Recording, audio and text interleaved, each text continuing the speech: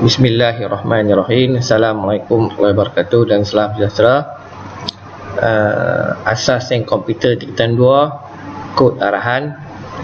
Okey, untuk pelajar-pelajar saya yang saya kasihi, kali ini kita akan membincangkan salah satu subtopik kod arahan, iaitu menghasilkan segmen kod menggunakan fungsi input dan fungsi output. Sebelum tu saya minta pelajar-pelajar semua ada buku teks lah, buka buku teks. Dan kalau tak ada buku teks, boleh buka ni link Anyflix ni, saya letak kat sini dah. Sini saya bagi masalah, buka buku teks dulu. Bab 3, kita nak tengok cara menghasilkan segmen kod menggunakan fungsi input dan fungsi output.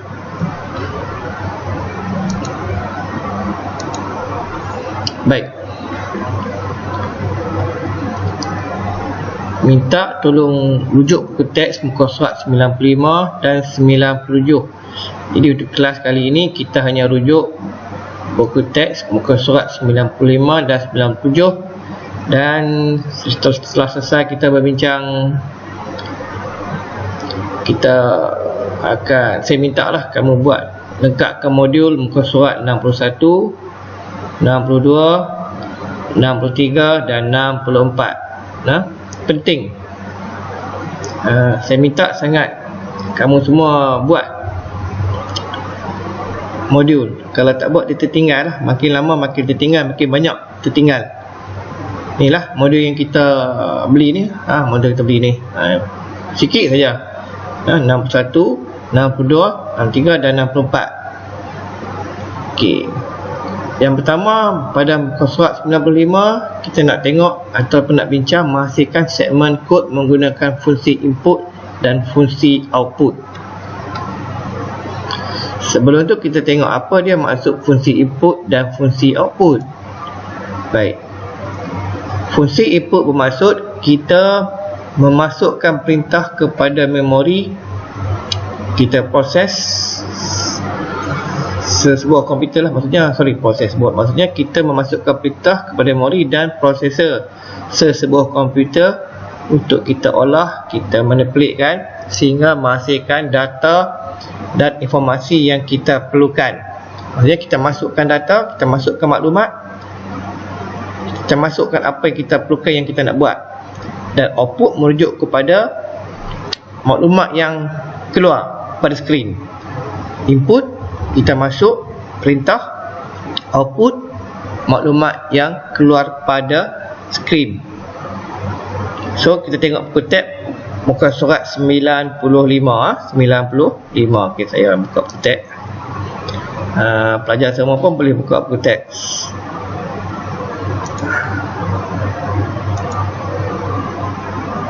Okey, sebelum saya nak tunjuk sikit hubungan input, proses, output. Ini hubungan untuk tiga-tiga lah. Input, proses, output. Masuk, proses, keluar sebagai output. Ini ialah konsep input, proses, output ataupun IPO. Kita panggil IPO untuk perisian komputer.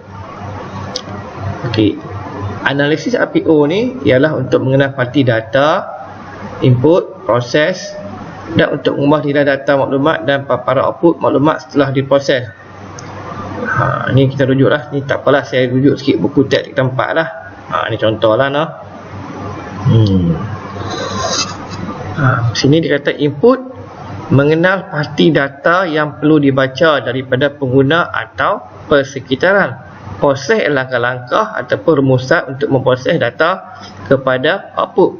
Mana output ialah hasil lah sekali yang terpapar pada skrin pada akhir tu cara. Okey, kita tengok pula buku teks kamu lah.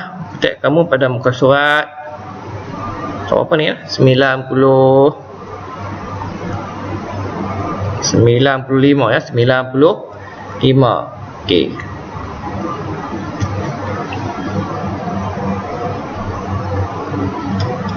Okey, di sini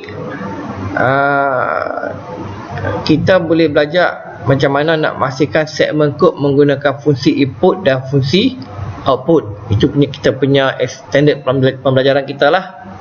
Okay, dalam kelas-kelas lepas kita dah tengok dah. Kita dah tengok dah. Bagi yang baru join kelas ni, boleh tengok video-video kita yang lepas lah. Ada saya upload. Ataupun tanyakan kawan kat mana cikgu share video dah. Ada dalam YouTube saya share kan. Okay. Di sini kita tengok apa itu AMK.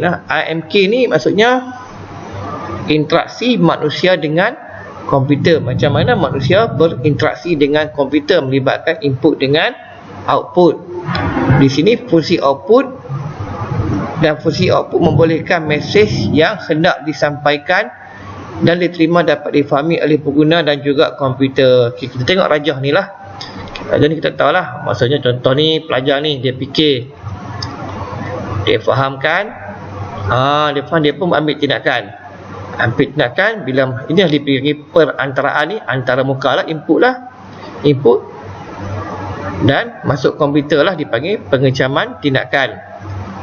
Ni dia proses terjemah balik, keluarlah output kat skrin dan dapatlah persepsi deria. Itulah dipanggil IMK, interaksi manusia komputer.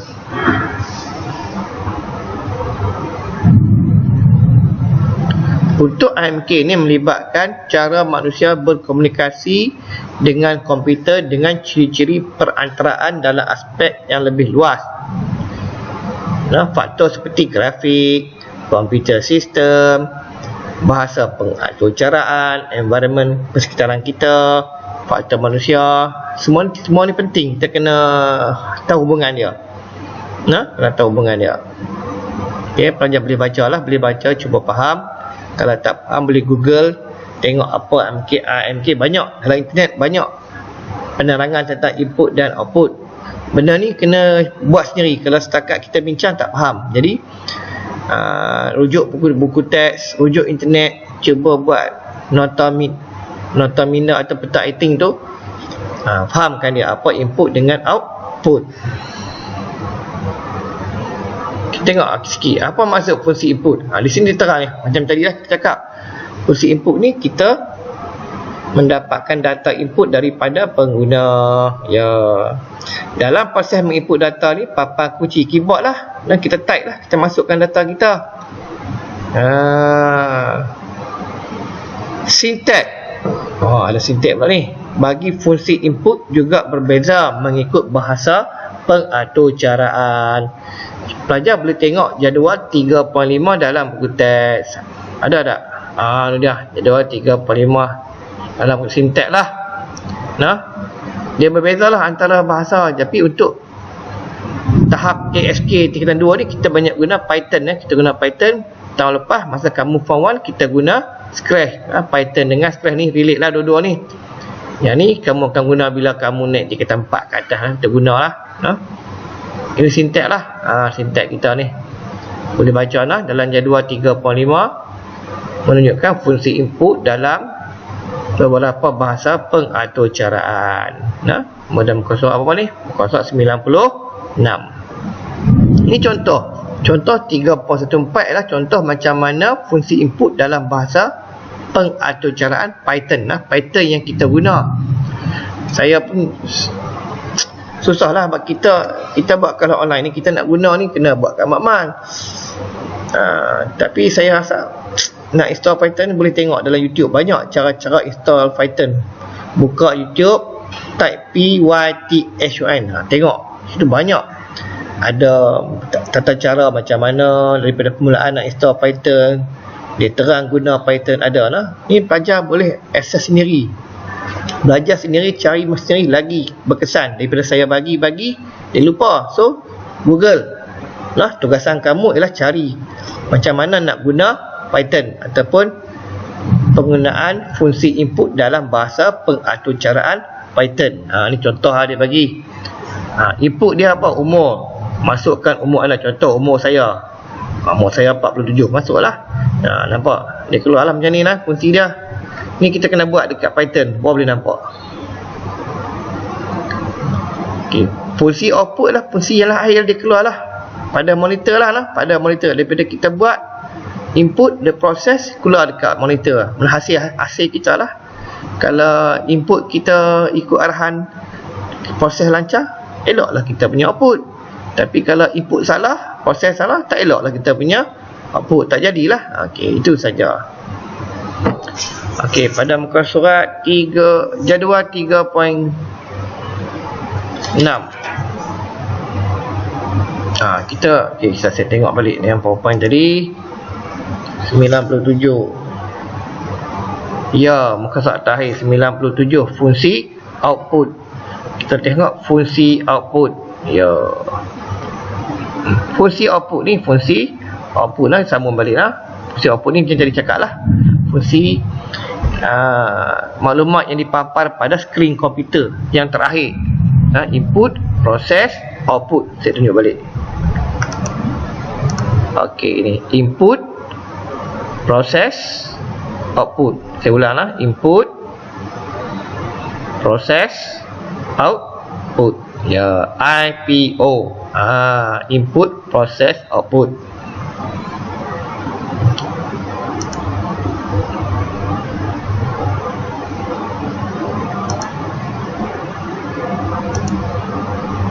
Okey nah. Monitor ni, kalau komputer monitor lah, kalau telefon nak punya gadget tu, screen network tu lah. Itu dia punya output dia, keluar kat situ lah. Keluar. Okey, ni jadual 36 pada muka surat 97 menunjukkan fungsi output dalam beberapa bahasa pengaturcaraan. Untuk kamu biasalah kita guna Python lah. Python ni selalu dia sintek dia print. Print. Buka kurungan, tutup kurungan. Itu basic pada sintek bagi Python dah, print. Contoh, print nama pembeli ubah, dia print umur atau print umur. Itulah punya output dia lah. Dia print lah, dia print nama. Contoh nama sekolah siasat. Dia print nama sekolah. Print umur kamu berapa? 14 tahun. Keluarlah umur 14 tahun. Itu contoh dah. Sekarang tak apa.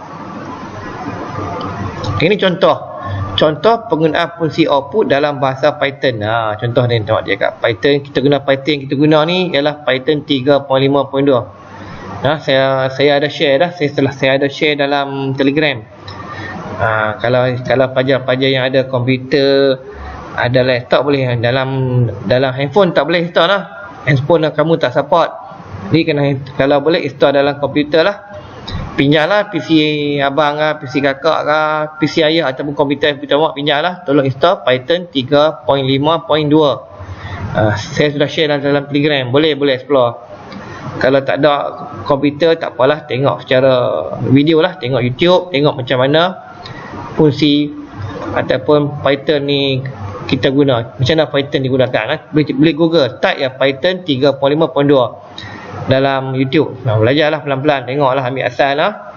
Nak buat live nanti tunggu kita main sekolah, kita buat live. Habis doa lah, bagi habis PKP cepat selesai, main sekolah kita buat live. Kita guna PC untuk kita guna Python ni. Okey, dia kata apabila sintek print dibaca, aturcara akan memaparkan teks yang berada dalam tanda petikan. Ni tanda ni lah, dalam tanda ni lah, double comma ni kan, dia keluar lah. Tanda petikan tidak perlu untuk mencetak nilai satu boleh ubah. Itu dia nak cakap itulah. Okey, so sekian saja PDP setakat hari ini. Jadi saya minta sangat-sangat tolong buat modul lah, Okey, modul kita saya ulang balik yang tadi ni. Tolong jawab modul pada muka surat 61, 62, 63, 64. Jangan bimbang, saya akan share jawapan dia. Saya akan share jawapan. Tak salah, share jawapan untuk rujuk. Bukan tiru, bukan kopi, tapi untuk rujuk. Kamu telah buat, lu tengok balik, lu check dalam modul yang saya share, jawapan modul saya share. InsyaAllah boleh lah. Okay, saya sayang semua anak murid Dua Suponi yang saya rindu kamu. Saya doa insyaAllah semua sihat. Kita jumpa lagi dalam sesi kelas yang akan datang.